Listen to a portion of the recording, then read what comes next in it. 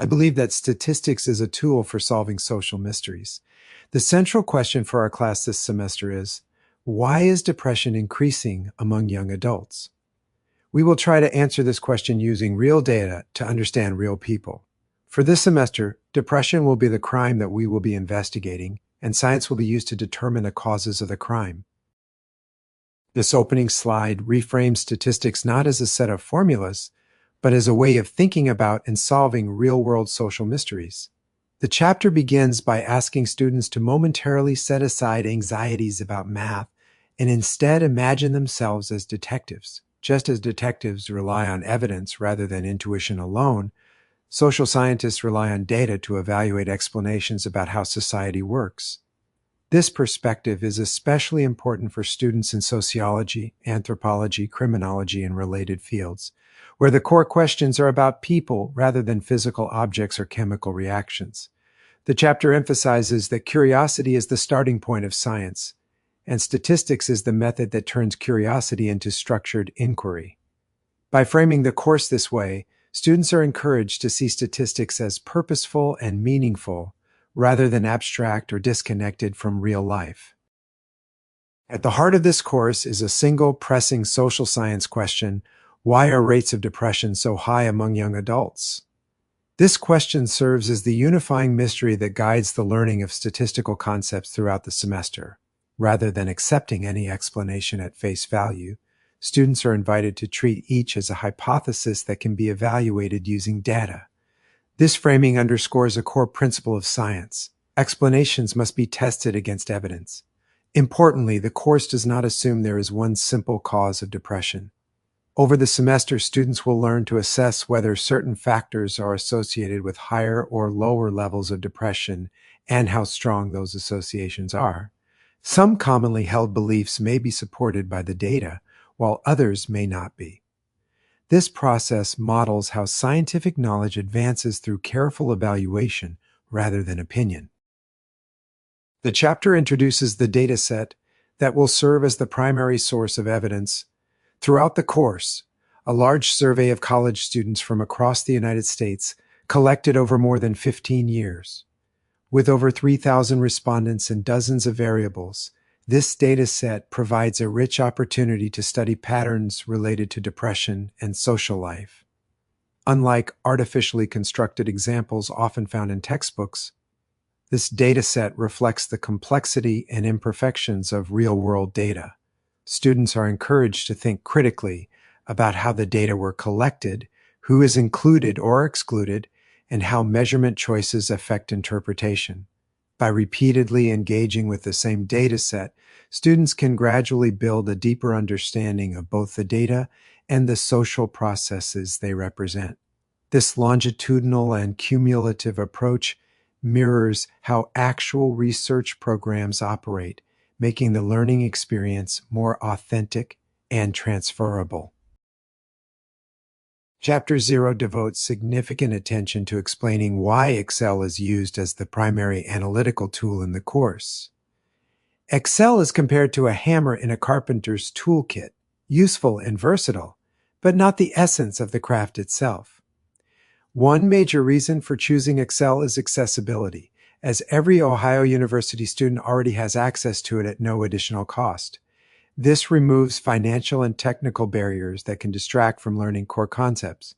Additionally, Excel is widely used in business, government, nonprofit organizations, and many social science careers, making it a practical skill with value beyond the classroom. Students will learn how to organize data, create summaries, produce graphs, and interpret results without being overwhelmed. Importantly, the chapter reassures students that mastering Excel does not make someone a social scientist. Rather, it is how the tool is used to answer meaningful questions that matters. The chapter outlines a consistent weekly structure that mirrors the logic of scientific research. Each week begins by asking a question connected to the larger mystery of depression. Next, students examine the evidence by learning a new statistical tool and applying it to the data. This hands-on analysis reinforces the connection between methods and questions. After analyzing the data, students interpret the findings in plain English, focusing on what the results mean rather than just what they are. Finally, students present the case by integrating evidence into a coherent explanation. In this class, quizzes and assignments are designed to promote three distinct levels of learning. The first level focuses on definitions of statistical principles, concepts, and tests, which students encounter while reading the chapter. This foundational knowledge ensures that students can recognize and describe key ideas. The second level emphasizes practice, requiring students to apply concepts and tests to concrete examples after completing assigned work. This stage helps bridge the gap between theory and application. The third and most important level involves interpretation, where students explain what statistical results mean in order to answer substantive social questions. This progression reflects the course's emphasis on understanding over memorization. The chapter briefly addresses practical expectations related to technology and access. Students are expected to have a reliable computing setup and consistent internet access, as well as the ability to follow online resources linked throughout the course. I also invite students to share helpful resources, reinforcing a collaborative learning environment.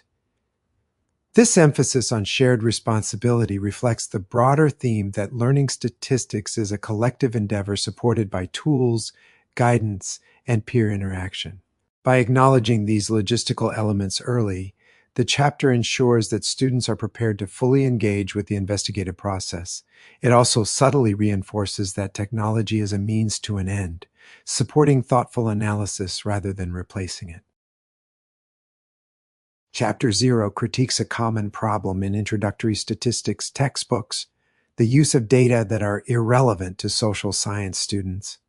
Many textbooks demonstrate techniques using abstract or non-social examples, which can obscure the importance of data collection, sampling, and measurement.